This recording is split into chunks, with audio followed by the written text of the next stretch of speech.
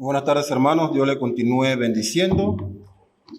Quiero pedirle que puedan estar puestos de pie para que podamos tener la oración y la lectura de la palabra de Dios, que se encuentra contenida en el Evangelio de Mateo, capítulo 5,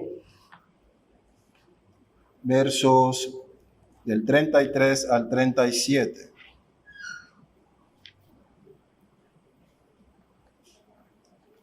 Mateo capítulo 5, versos del 33 al 37. Leemos así la palabra de Dios.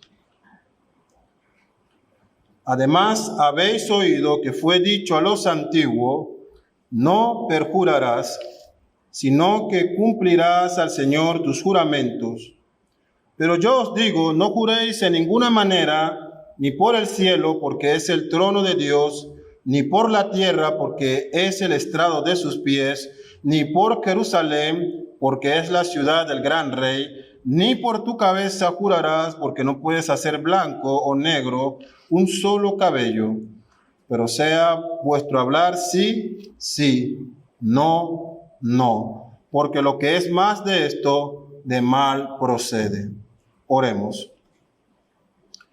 Padre nuestro que estás en los cielos, alabado y glorificado sea tu santo nombre. En esta tarde nos acercamos ante ti, Señor, como tu cuerpo, la iglesia, reunidos aquí, Señor, para cantar en tu honor, elevando himnos de alabanzas a tu santo nombre, levantando nuestras oraciones, Señor, de confesión, de gratitud y de dependencia total hacia ti, porque reconocemos como iglesia que tú eres la única fuente de toda bendición, de toda salvación y de toda providencia, Señor. Descansamos en tus manos y como iglesia estamos aquí reunidos para alabarte, Padre.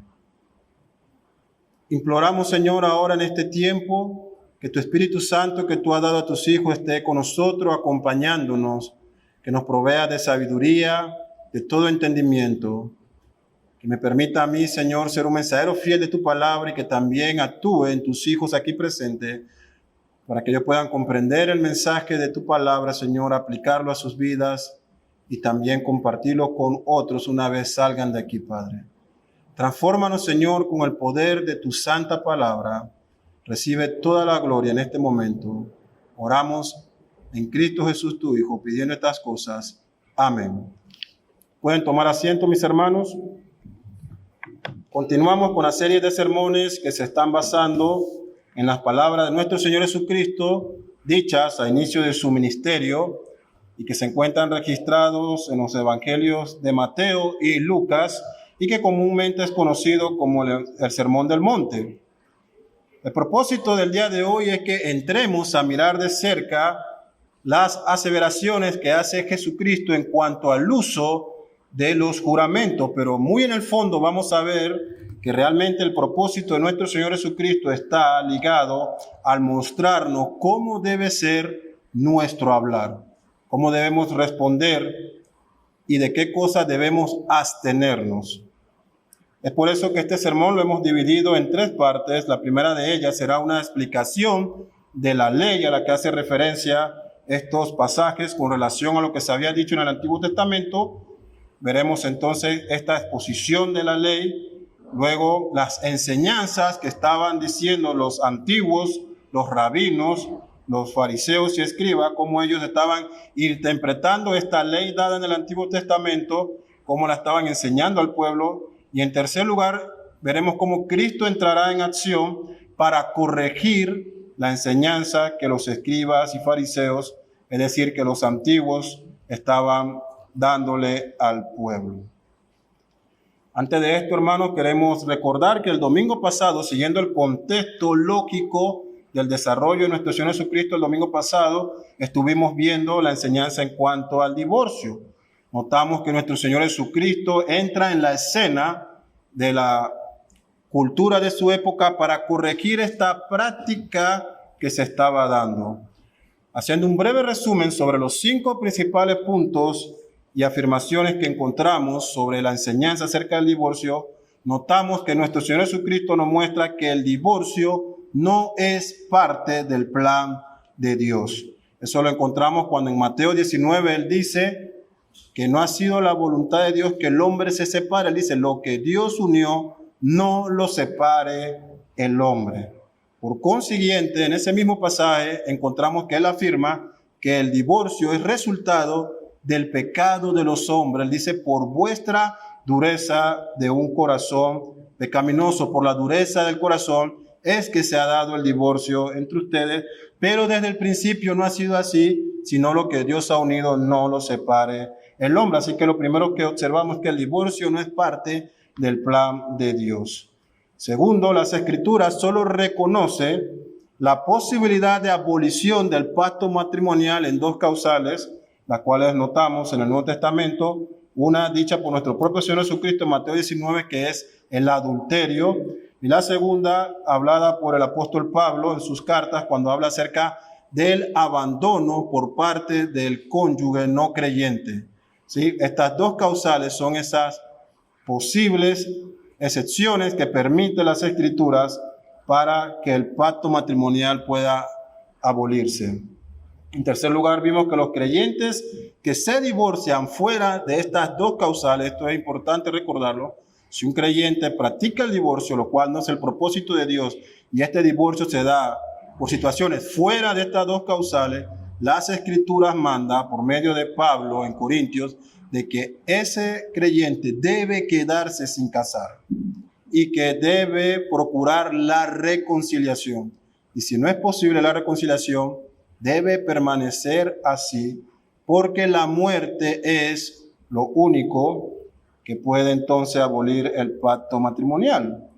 Lo cuarto que notamos es que si en un matrimonio ocurre el adulterio, un matrimonio creyente, y se da el divorcio, la parte afectada, la víctima o la parte inocente, la que ha sufrido el agravio, queda libre porque se ha roto ese pacto. Es como si la otra parte hubiese muerto por haber abolido con su comportamiento pecaminoso el pacto. Así que la parte inocente, la Escritura demuestra que queda en libertad para volverse a casar, pero la parte culpable, si es creyente, debe permanecer sin casarse. Es la consecuencia de su pecado. Y por último observamos que el perdón es el llamado de Dios a quienes pecan o están en esta situación del divorcio. El propósito de Dios es que los matrimonios se reconcilien, nunca que el fin de ellos sea el divorcio. Sabemos, hermanos, que estas enseñanzas no son populares. Ellas no van a atraer a muchas personas. Se oponen a la práctica y la enseñanza aún de muchas iglesias denominadas evangélicas y casadas. Recuerdo, para ilustrar lo difícil que es esta situación dentro de la comunidad cristiana, recuerdo un caso de consejería, no es de esta iglesia, en donde esta pareja que en su vida, antes de conocer a Cristo, se había divorciado, luego conocieron al Señor, se casaron, están en el Señor y llegaron a una iglesia. A los líderes les dijeron que tenían que divorciarse porque ellos ya habían practicado un divorcio. ¿Se imaginan eso? Líderes ordenando el divorcio a personas que en su vida, antes de conocer al Señor, habían cometido este pecado. Entonces, observamos que un desconocimiento de las Escrituras, una interpretación o una aplicación de ella, lejos de la realidad, de lo que ella contiene, de lo que Dios ha dicho, acarrea que no se resuelvan los problemas, sino que empeoren. Por eso, desde la introducción de estos sermones dijimos que el Sermón del Monte iba a llevarnos contra la pared. Las demandas de Dios son tan altas que cada uno de nosotros, al escucharla, al leerla, tenemos que temblar. Tenemos que pensarlo bien, examinarnos nosotros mismos, examinar nuestra salvación. Es sano vernos si nuestra vida se conforma a lo que Dios dice en la forma y el tipo de vida que llevan los ciudadanos del reino celestial. Recuerdan que cuando iniciamos esta serie de sermones hay palabras en los primeros versos del capítulo 5. Cristo dice cosas tan serias como: quienes viven de esta manera heredarán el reino de Dios. Él es claro en decir quiénes entrarán en su reino: los que se conforman a su palabra. Quienes no entrarán, lo que no están viviendo de acuerdo a sus estándares. Y esto, hermano, es importante aclararlo porque en ninguna parte nuestro Señor va a bajar sus reglas, va a quitar los estándares y va a decir en algún momento, ¿sabes qué? El infierno se está llenando y el cielo está como vacío, quitemos algunas reglas para que entren más personas. Eso no se dará. Es más, sus demandas son tan altas que Él ha dicho que sin santidad ni siquiera piensen que verán su rostro. Nadie entrará. Así que ahora, después de haber atendido estos temas en cuanto a la ira, en cuanto al adulterio, en cuanto al divorcio, que aún los incrédulos consideran temas serios, alguien que tenga un sentimiento de homicidio, un incrédulo diría, eso está mal. Alguien que engañe a su esposa aún dentro de la sociedad no cristiana, dirán, hey, faltó, fue un fallo, no debe haberlo hecho. Aún el divorcio aún tiene un estigma en nuestra sociedad como algo negativo, aunque eso cada día se va perdiendo. Pero ahora nuestro Señor entra a un tema en cuanto al hablar, que es posible que no todos lo tengan como en el mismo estigma de importancia. ¿Y qué tan importante es este tema en cuanto al hablar o el de decir algún juramento? Bueno, tengo dos argumentos por los cuales considero que es importante que la iglesia hoy atienda el tema del juramento y el del hablar. El primero es que en Mateo 12:36, nuestro propio Señor Jesucristo dice que por cada palabra que sale de nuestra boca, cada sílaba, cada consonante, cada expresión, daremos cuenta ante Él. Nada se escapará. Hay un registro de nuestro hablar. Eso, hermanos, a mí aquí frente a ustedes me llena de pavor y temor. Saber que aún en lo más secreto de mi casa, cuando nadie me ve, lo que yo piense o haya dicho, está público ante los ojos de Dios. Por eso es importante que abordemos este tema. El segundo argumento es que la propia Escritura, el propio Señor ha dicho que del corazón habla la boca. Todo lo que sale de nuestros labios es lo que nuestro corazón contiene. Así que ahora abordamos esta porción de las Escrituras, rogándoles a Dios que nos ayude a ver las verdades de su palabra, que corrija nuestro error, que nos muestre nuestros pecados, para que podamos arrepentirnos de ello y procurar andar fielmente delante de Él. Así que abordamos el primer aspecto del sermón, después de esta breve introducción, acerca de qué contenía la ley. ¿Cuál era la explicación que la ley daba acerca de los juramentos y el uso de la verdad? Para esto quiero empezar aclarando dos términos que van a acompañarnos a lo largo del desarrollo del sermón. Se hace necesario que tengamos muy presente qué significa. El primero de ellos es qué es un juramento. ¿Qué entendemos por un juramento? Se hace necesario aclarar esto. Decimos que un pacto es el acuerdo entre dos personas y que un voto es una promesa hecha a Dios o a alguien. Pero estas definiciones son un poco insuficientes. Por consiguiente, cuando definimos el juramento, decimos a la luz de las Escrituras que un juramento es una declaración verdadera en la cual se invoca a Dios como testigo de nuestras palabras. Y se está demandando todo el castigo divino si nuestras palabras o nuestras promesas no se cumplen. Eso es un juramento.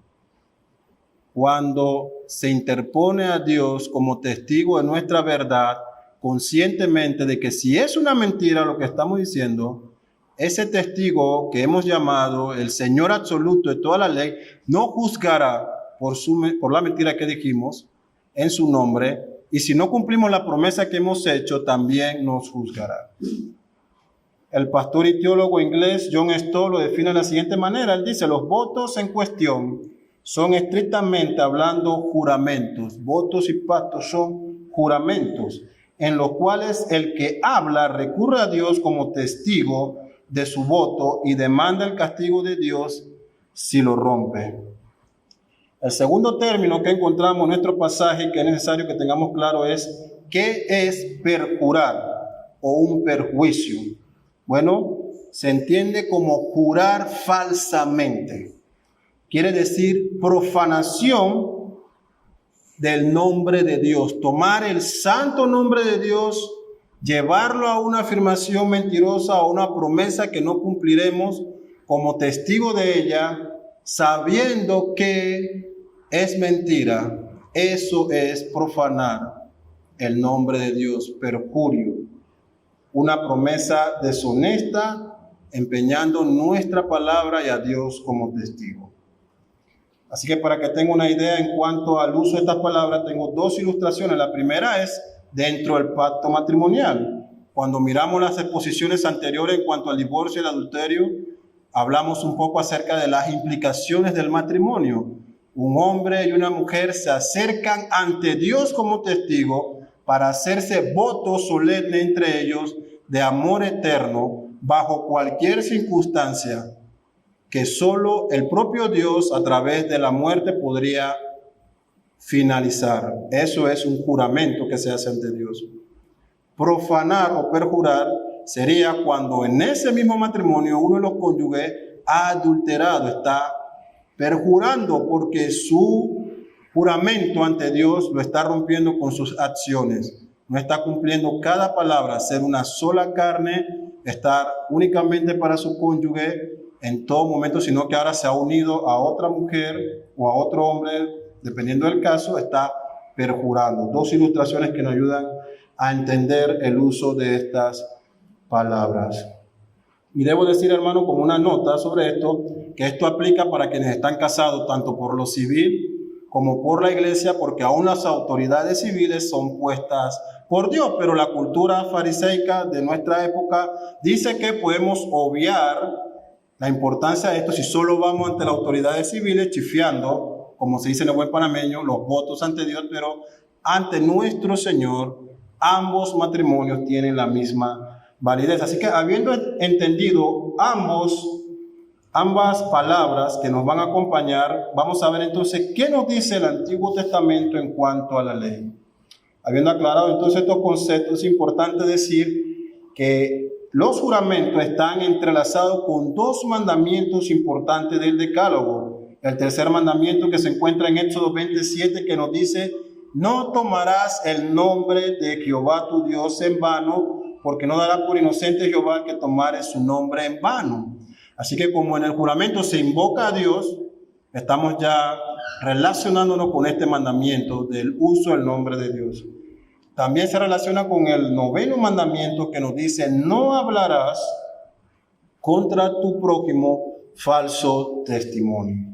Así que teniendo esta base legal, vamos ahora a acercarnos a otros textos del Antiguo Testamento que se relacionan y que dan un poco de luz más clara o alumbran mejor el tema de los juramentos.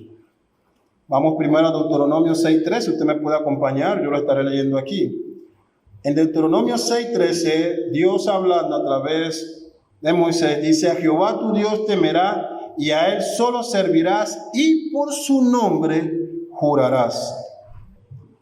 En el mismo libro de Deuteronomio, capítulo 23, verso 21, dice lo siguiente: cuando haces voto a Jehová tu Dios, no tardes en pagarlo, porque ciertamente lo demandará Jehová tu Dios de ti, y sería pecado en ti.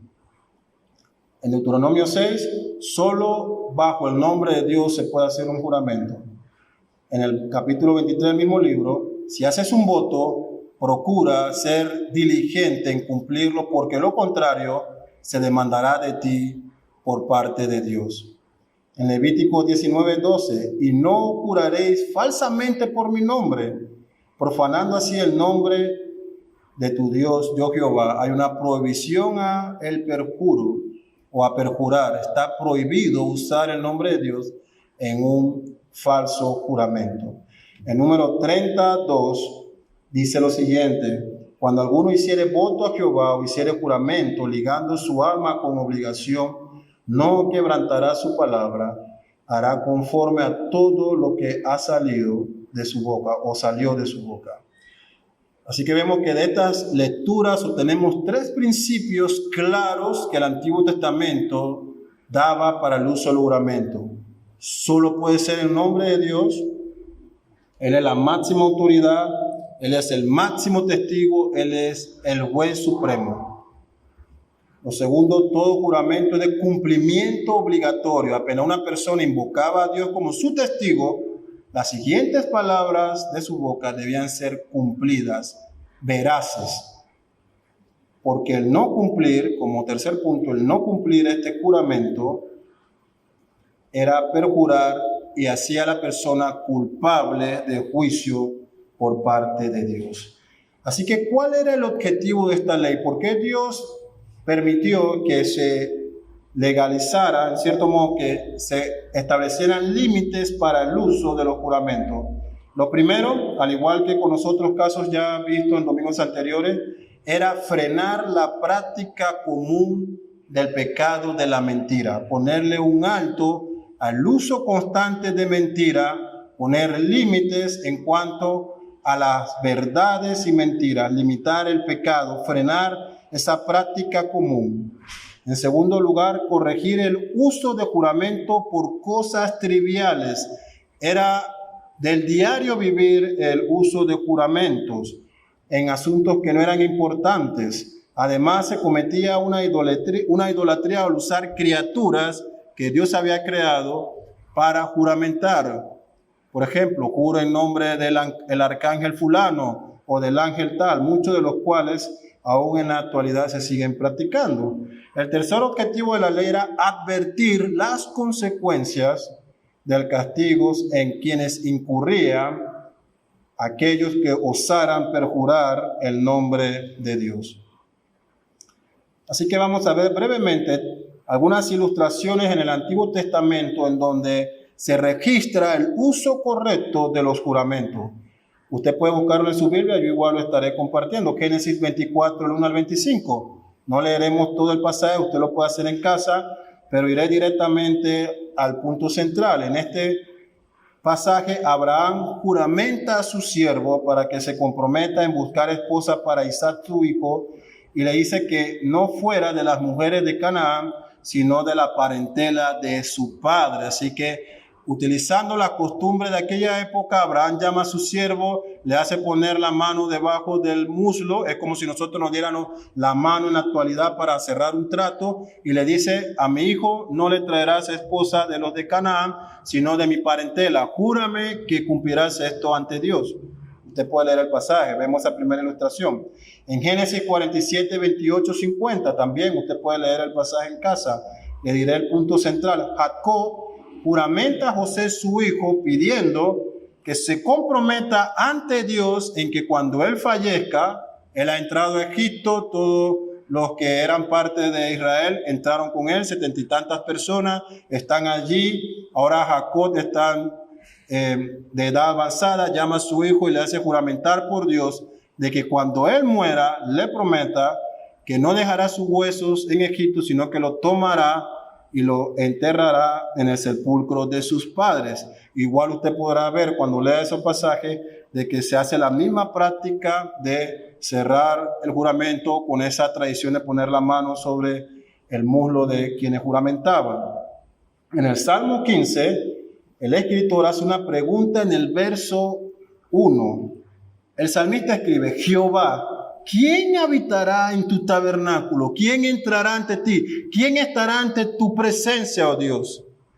Y él empieza a dar argumentos de todas las cualidades de las personas que estarán ante la presencia de Dios, de las personas que habitarán en el tabernáculo de Dios. En el verso 4, usted lo puede leer, él dice lo siguiente: ¿quién morará en tu monte santo? Aquel a cuyos ojos el vil es menospreciado, pero honra a los que temen a Jehová. Y note esta cualidad: el que aún jurando en daño suyo, no por eso cambia. Aquel que al haber hecho un juramento ante Dios, sabiendo que aún ese juramento le trae desventaja o perjuicios para él, aún así, al ser un hombre de Dios, una mujer de Dios, permanece firme en su juramento. ¿Había notado usted esa cualidad? Aquel que jurando aún en daño suyo, no por eso cambia su palabra. Con estas tres ilustraciones, hermano, espero haberlo podido ayudar a entender el uso que le daba el Antiguo Testamento al uso de los juramentos, porque es importante que con esta idea ahora podamos pasar al Nuevo Testamento, a esta controversia entre Cristo y los fariseos, y podamos entender por qué Él va a hacer fuerte señalamiento contra la interpretación de los rabinos. Así que, en segundo lugar, vamos a observar qué enseñaban los antiguos rabinos. Verso 33 de Mateo 5. Además, dice nuestro Señor Jesucristo, además habéis oído que fue dicho a los antiguos, no perjurarás, sino cumplirás al Señor tus juramentos. Ahora bien, es posible que en su mente usted diga, no veo cuál es el problema. Condenan el perjurar. Y usted acaba de demostrar por el Antiguo Testamento que la Biblia lo condena. Y también mandan a que todo juramento en nombre de Dios deba ser cumplido. Y el Antiguo Testamento, como acabamos de ver, afirma eso. Así que, ¿qué no están diciendo los fariseos, los escribas, los rabinos? Es la pregunta. Porque hasta el momento, la afirmación que hace nuestro Señor Jesucristo está en armonía con lo que dice el Antiguo Testamento en parte. Pero vamos a observar algunas cosas que ellos no estaban diciendo y que era necesario que se aclararan. En primero, los rabinos e intérpretes de la ley enseñaron que el juramento era una práctica permitida por la palabra de Dios. Eso está demostrado en el Antiguo Testamento. Pero no dijeron que esta práctica era permitida solo dentro del contexto solemne de un juramento exigido por alguna autoridad puesta por Dios, religiosa o civil, o para la confirmación de un asunto de importancia máxima como un matrimonio u otro, un voto a Dios, por ejemplo. Por consiguiente, la interpretación de los escribas y fariseos no prohibía el uso de juramento en situaciones cotidianas del diario vivir por cualquier razón. Y vamos a observar otro asunto más que ellos dejaron de decir. Los maestros de la ley entendieron que el juramento debía ser cumplido de forma obligatoria en el nombre de Dios. Pero los ancianos enseñaron que el perjurar, aunque era condenable, solo se hacía condenable si el juramento se había hecho bajo el nombre de Jehová. Pero no prohibieron el uso de juramento por criaturas y otras cosas que no necesariamente era Dios. Eso es lo que nuestro Señor Jesucristo va ahora a demandar de ellos. Pero antes, nótese las palabras de William Hendricks en su comentario sobre este pasaje. Creo que ayudan a aclarar un poco el punto. Se la leo. Él dice así: en otras palabras, en el pensamiento de los escribas y fariseos y de sus precursores, un voto jurado al Señor debía ser guardado. Por el contrario, un juramento en conexión con el cual no se menciona expresamente el nombre del Señor se consideraba de menor importancia. No era necesario cumplirlo tan concienzudamente. Y así en la conversación cotidiana se comenzaron a multiplicar los juramentos por el cielo y por la tierra y por Jerusalén y aún por el templo y aún por el altar. Con el fin de impresionar a una persona podía pronunciar un juramento de este tipo, exagerando y dispensando enormes promesas. Si la afirmación hecha era mentira y si la promesa se hizo sin pensar en cumplirla, no era tan malo, con tal que no se había jurado en el nombre de Dios. ¿Entiende ahora lo que está ocurriendo? ¿Entiende el punto? Ellos están diciendo, si perjuras es pecado. Y si juras en nombre de Dios, debe cumplirlo. Pero no están diciendo que no debes jurar por ninguna otra cosa. La Escritura en el Antiguo Testamento, en Deuteronomio, deja claro, solo por el nombre de Jehová. Lo otro que estaban diciendo es que si tú jurabas por el altar, un ejemplo, y no lo cumplías, no pasa nada, porque no usaste el nombre de Dios, no estabas condicionado a cumplirlo obligatoriamente. Así que esta práctica es la que está en la época y es la que nuestro Señor Jesucristo está confrontando en estos versos. Para entender más a fondo cuál era la interpretación de los escribas y fariseos y que ellos estaban enseñando abiertamente, vamos a ver la aplicación que ellos le daban y lo que nuestro Señor Jesucristo desenmascara de ellos en Mateo 23, 16 al 22. Usted puede buscarlo en su Biblia.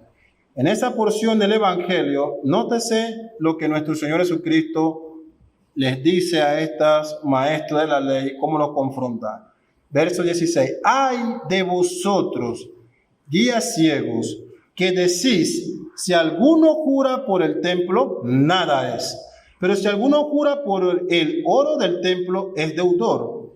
Insensatos y ciegos, porque ¿cuál es mayor, el oro o el templo que santifica el oro? También decís, si alguno jura por el altar, no es nada. Pero si alguno jura por la ofrenda que está sobre él, es deudor. Necios y ciegos, porque ¿cuál es mayor, la ofrenda o el altar que santifica la ofrenda? Pues el que jura por el altar, jura por él y por todos los que está sobre él. Y el que jura por el templo, jura por él y por todo lo que él lo habita. Y el que jura por el cielo, jura por el trono de Dios y por aquel que está sentado en él.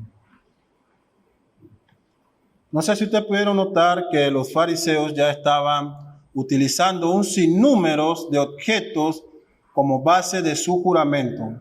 Juraban por el cielo, por la tierra, juraban también por el oro que está en el templo, por el mismo templo, por el edificio, por el altar, pero no podía jurar por la ofrenda que era santa sobre el altar. Y una y otra sus leyes de la ley con el único propósito de poder justificar sus incumplimientos de promesa y sus mentiras pronunciadas. La pregunta entonces es la siguiente, de acuerdo a lo que hemos visto en la primera parte. ¿Permitía la ley jurar por alguna otra cosa que no fuera Dios? ¿El Antiguo Testamento daba esta posibilidad? ¿Era posible? La respuesta es no, no era posible. Así que vemos que el mandato era, solo jurarás en nombre de Dios.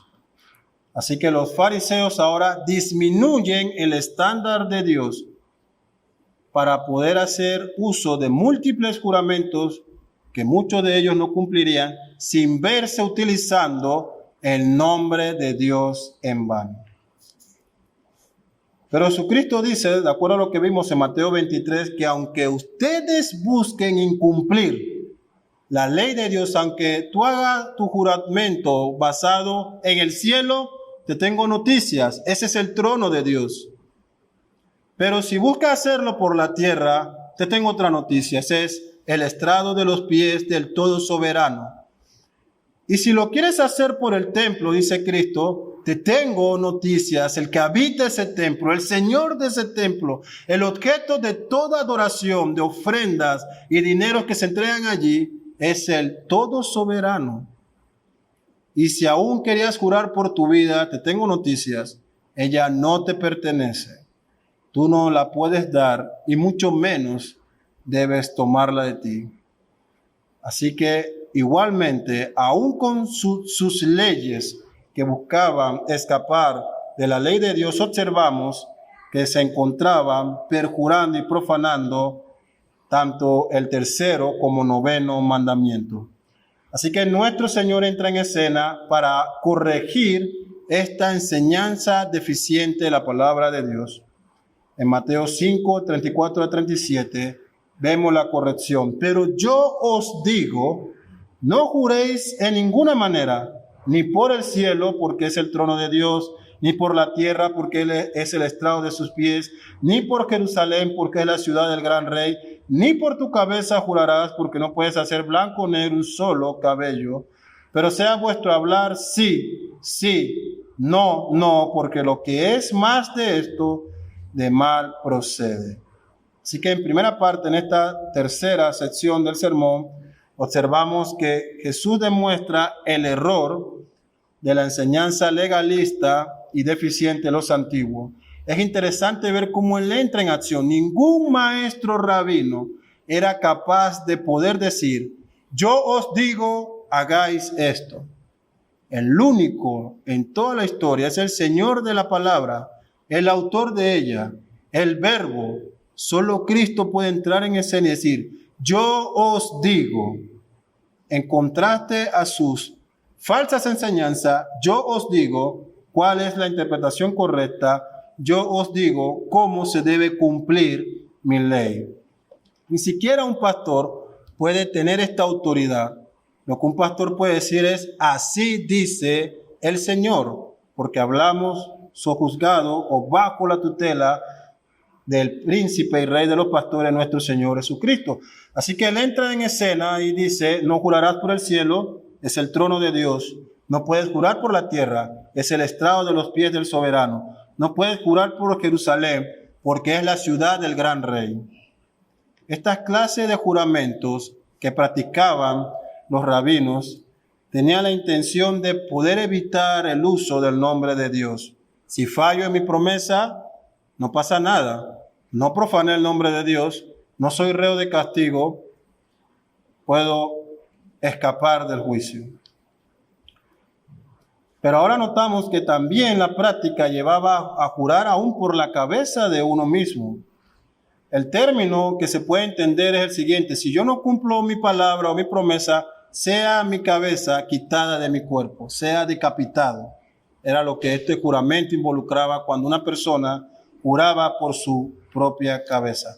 Cristo entra y dice, espérate un momento, un alto allí. Tú ni siquiera, ni por tu voluntad, ni por tus fuerzas, puedes hacer cambiar una sola hebra de tu cabello. No puedes hacerla ni blanco ni negra por tu voluntad. Mucho menos puedes atreverte a utilizar el don preciado de la vida que yo le he dado al ser humano y ponerlo como garantía de una apuesta por tus palabras. Ni siquiera eso te es permitido. Bueno, quisiera decirle que nosotros escapamos en la actualidad de este tipo de práctica, ¿no? Nos aferramos a las escrituras, nuestro hablar es sí, sí, no, no, y si en algún momento, como en los matrimonios o cuando una autoridad civil lo demanda, tenemos que jurar, vamos confiadamente y juramos en el nombre de Dios sabiendo que todo lo que saldrá de nuestra boca es verdad. Pero lamentablemente, aunque debiera ser así, pues nos encontramos en una sociedad en donde aún creyentes usan juramentos como juro por mi madre y hacemos la seña, por mi madre juro, como si esa seña le diera mayor peso y le diera un tono de sagrado al juramento, o por mi hijo, o por mis padres, por mi propia vida te juro, juro por mi abuelita que ya falleció hace 5 años, por su vida juro. Y una y otra vez también vemos el uso falso, herético, ¿sí?, de estos tipos de juramentos. ¿Acaso es tu madre o tu hijo igual a Dios que puedas invocarlo como testigo de tu veracidad? Es la pregunta. ¿Acaso es tu propia vida más sagrada que Dios que la pongas como garantía por tu juramento? Cuando se invoca a una criatura u otra cosa en lugar de Dios, ¿sabe cómo la Escritura se refiere a eso? Le llama idolatría. Estás robando toda la gloria de Dios para dársela a una criatura o a una cosa. Por eso que las Escrituras eran claras. Solo, únicamente si es necesario y te encuentras que se te demanda un juramento, solo puedes hacerlo basado en el nombre de Dios. El pastor Martin Lloyd-Jones, en su serie de predicaciones sobre el Sermón del Monte, dice lo siguiente en cuanto a este pasaje de Mateo 5 y quiero compartirlo.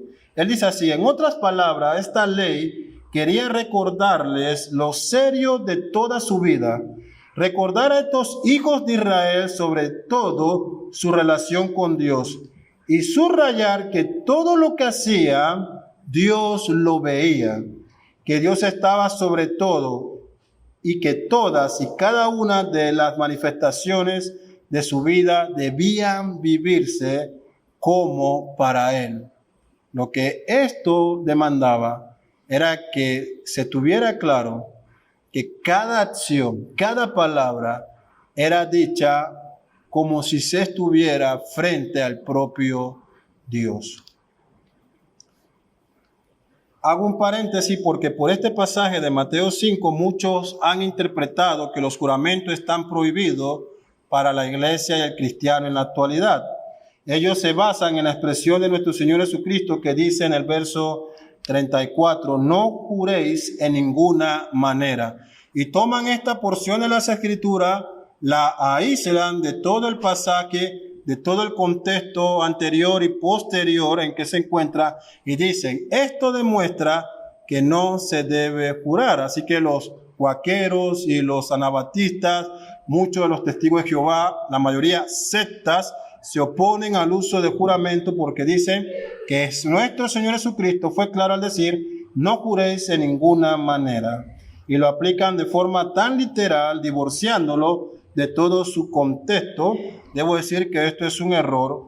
Y para demostrar lo siguiente, vamos a observar el uso que el Nuevo Testamento le da a los juramentos. Debo decir que tanto las confesiones de Westminster como la confesión bautista afirman el uso de los juramentos como un acto solemne que se requiere para algún contexto específico. Usted puede estudiarlo también si lo desea. Así que el primer uso de los juramentos que encontramos o que podemos mencionar, no es un orden cronológico, es el que dieron los apóstoles. Por ejemplo, Pablo en Romanos 9:1, él dice, verdad digo en Cristo, no miento, es una forma de juramento. Él está llamando a Cristo como sus testigos. Verdad digo en Cristo, no miento, y mi conciencia me da testimonio en el Espíritu Santo que tengo gran tristeza y continuo dolor en mi corazón. Romanos 9:1. Nuevamente Pablo, 2 Corintios 1:23. Mas yo invoco a Dios por testigo sobre mi alma, que por ser indulgente con vosotros no he pasado todavía a Corintios.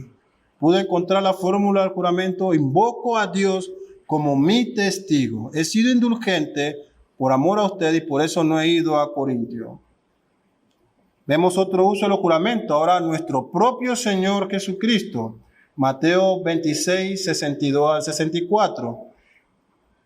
Para que usted entre en el contexto, él ha sido arrestado en el huerto de Getsemaní, ha sido llevado y ahora está frente al concilio. Así que el verso 62 de Mateo 26 dice, y levantándose el sumo sacerdote le dijo, ¿no respondes nada? ¿Qué testifican estos contra ti? Mas Jesús callaba. Entonces el sumo sacerdote le dijo, te conjuro por el Dios viviente que nos digas si eres tú el Cristo, el Hijo de Dios. Así que durante todo este interrogatorio, las Escrituras, en específico Mateo, registra que nuestro Señor, frente a los acusadores falsos y ante las pruebas inventadas del Sanedrín, él callaba. El propio sacerdote, sumo sacerdote, le dice, no vas a decir nada, no te vas a defender, no tienes que contradecir lo que estos hombres dicen acerca de ti. Dice, él callaba. Pero cuando el sumo sacerdote hace esta invocación de juramento, te conjuro por el Dios Altísimo, que me digas si eres el Cristo. Note cómo responde nuestro Señor Jesucristo. Jesús le dijo, tú los has dicho. Tú lo has dicho. Es una expresión hebrea para decir sí, pero sería la expresión contextualizada para nosotros como mejor no se pudo haber dicho. ¿Sí? Cuando alguien te hace una pregunta y va la afirmación ahí y uno dice, mejor no lo pudiste haber dicho. Es así. Es la respuesta de Cristo. Él está callado, son falsos testimonios, pero cuando se invoca un juramento solemne por su Padre y por Él mismo, por el Dios Altísimo, Él responde, tú lo has dicho. Y nótense. Y además, os digo que desde ahora veréis al Hijo del Hombre sentado a la diestra del poder de Dios y viniendo en las nubes del cielo. Él ha guardado silencio, pero al momento en que se le hace una pregunta que está conllevando un juramento solemne, él no se niega a responder. Mira, Caifás, te diré algo. Mira, yo te respondo, pero no voy a jurar en nombre de mi Padre. Todo lo contrario, él responde con veracidad.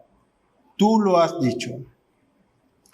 Pero posiblemente el argumento más fuerte es el que nos escribe el escritor de Hebreos 16, 13 al 18. Debe decir que todos son claros y fuertes, pero notamos aquí que el escritor de Hebreos dice: porque cuando Dios hizo la promesa a Abraham, no pudiendo jurar por otro mayor, juró por sí mismo, diciendo, verso 14, de cierto te bendeciré con abundancia y te multiplicaré grandemente. Y habiendo esperado con paciencia, alcanzó la promesa. Porque los hombres ciertamente juran por uno mayor que ellos, y para ellos el fin de toda controversia es el juramento para confirmación, por lo cual, queriendo Dios mostrar más abundantemente a los herederos de la promesa la inmutabilidad de su consejo, interpuso juramento, para que por dos cosas inmutables, en las cuales es imposible que Dios mienta, tengamos un fortísimo consuelo, lo que hemos acudido para asirnos de la esperanza puesta delante de nosotros. ¿Qué está diciendo el escritor de Hebreo? Que el propio Dios hizo uso de juramento. Y esto es interesante porque dice, él no puede jurar por alguien más grande que él. Él es lo más grande, así que él juró por sí mismo, que en base a su carácter, a su naturaleza, a su inmutabilidad, esta promesa que dio a Abraham de que bendeciría a todos sus descendientes y que lo multiplicaría, él la iba a cumplir.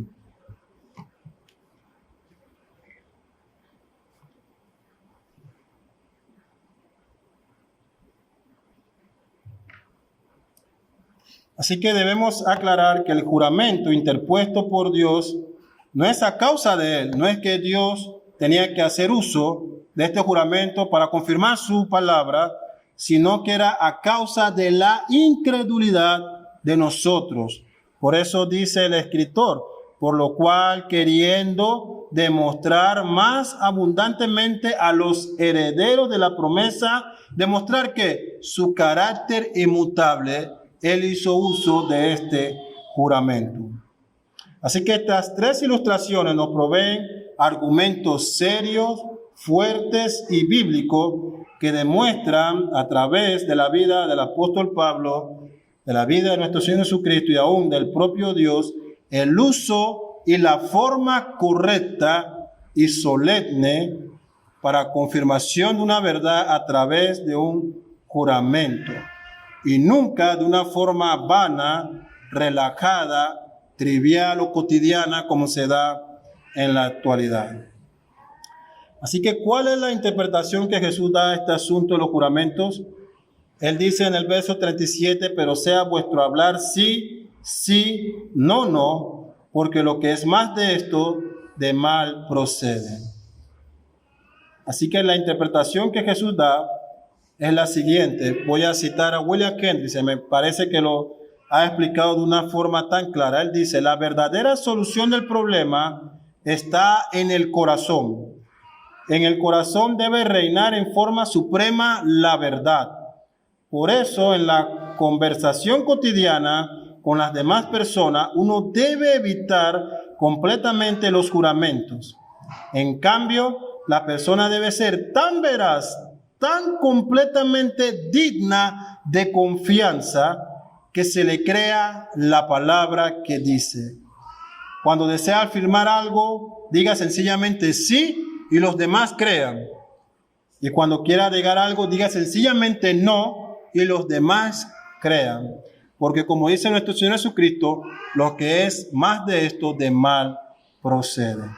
Así que Jesucristo entra y dice, si ustedes viven de acuerdo a los estándares de Dios, en cumplimiento perfecto, sin temor alguno, a mentir o incumplir sus promesas, sea siempre su palabra sí cuando le piden una afirmación y sea también su palabra no cuando deba negar algo.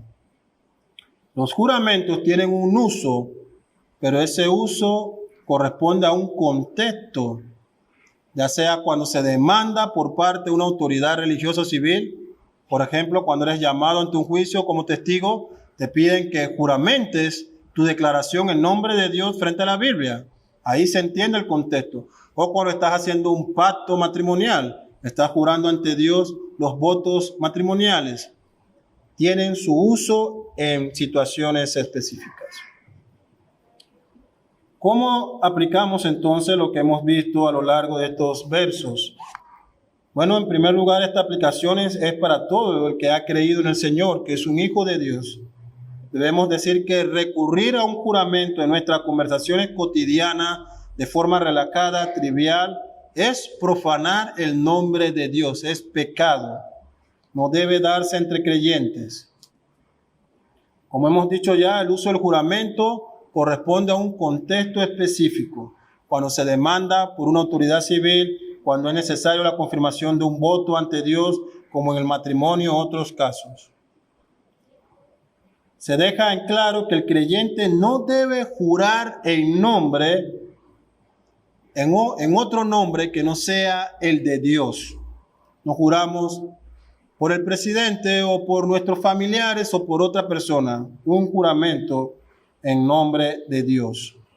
El creyente está obligado a cumplir sin faltar a alguna sola palabra o promesa de cualquier juramento que haya hecho.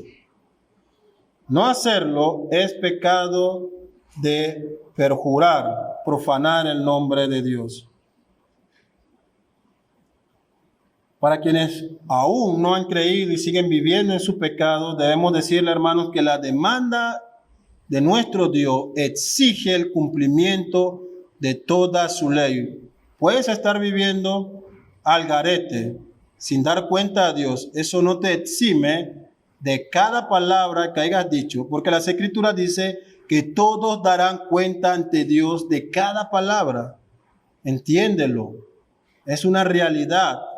Puedes ser rebelde hoy, pero ante Dios, todas tus palabras, toda tu vida, todas tus acciones estarán delante de Él y serás juzgado por ella. Por consiguiente, yo te exhorto en este día a arrepentirte, a que vayas a Dios en oración, rogándole por salvación para tu vida. Él ha dicho en su palabra que Él extiende su mano de salvación y a todo el que va a Él no le echa fuera. Queremos concluir, hermanos, con lo siguiente. Ha quedado claro que los ciudadanos del reino celestial se relacionan con sus prójimos en todo momento con el uso de la verdad. Los ciudadanos del reino celestial entienden que las demandas de Dios son tan altas, puesto que Él es un ser santo. Él demanda que sus hijos anden en santidad y en verdad. Los ciudadanos del reino celestial aplican las verdades bíblicas que dicen que ninguna palabra corrompida salga de nuestra boca, sino la que sea buena para la necesaria edificación, a fin de dar gracia a los oyentes, como está en Efesios 4:29. Cuidamos cada palabra de lo que decimos. Así lo aplican y lo entienden los ciudadanos del reino. Los ciudadanos del reino celestial solo juran en el nombre de Dios, y este juramento en los contextos ya explicados. Los ciudadanos del reino celestial cumplen todas sus promesas y sus palabras y se cuidan de no perjurar. Finalmente, los ciudadanos del reino celestial viven cada día, cada hora, cada minuto, entendiendo que están ante Dios, que sus acciones, aún las más secretas, que sus pensamientos, que solo son de ellos, y sus sentimientos, están desnudos ante Dios. Podemos engañar a los hombres, pero no podemos engañar a Dios. Por cada palabra que sale de nuestra boca, por cada pensamiento y cada sentimiento, daremos cuenta ante Dios. Oremos. Padre nuestro que estás en los cielos, te alabamos, Señor, y glorificamos tu nombre. Somos confrontados por tu santa palabra. Nuestro pecado se hace evidente en nuestras vidas, Señor, porque sabemos que no hemos sido perfectos con nuestras palabras y pensamientos. Nos arrepentimos delante de ti, Señor, rogando que en tu misericordia tú extiendas tu mano misericordiosa, Señor, y nos restaures por medio de tu Espíritu Santo. Confirme nuestros pies, Señor, para poder estar nuevamente de pie delante de ti y poder andar en estas buenas obras que tú has provisto para tus hijos, Señor. Que podamos ser fortalecidos por tu palabra y por tu Santo Espíritu para no desfallecer, para cuidarnos, Señor, del uso de palabras ociosas y conversaciones corrompidas que no te glorifican, Señor, y que también podamos ser de ayuda para nuestros hermanos en la fe, para vernos todos como un solo cuerpo, cumpliendo tus palabras, Señor. Pedimos tu ayuda en esto, Padre, porque solo dependemos de ti. Amén.